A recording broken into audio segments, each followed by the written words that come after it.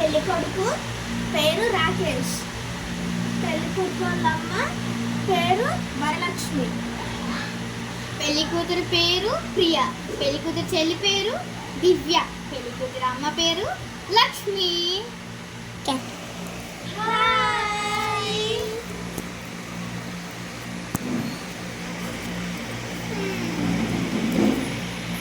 మా అక్కకి పెళ్లి కుదిరిందంట.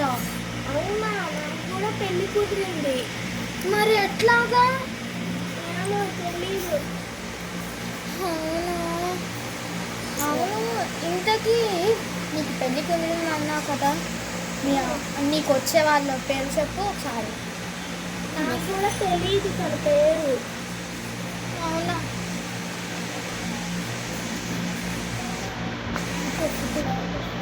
ఫోటో ఏమైనా ఉందా మీ అక్కకి పెళ్ళి కొడుకుది? ఏమో నాకు కూడా చూపించదు అక్క కూడా చూడలేదంట. అవునా, సరే నాకు కూడా పెళ్లి కూతురు ఫోటో తెలీదు. సరే, బాయ్. బాయ్.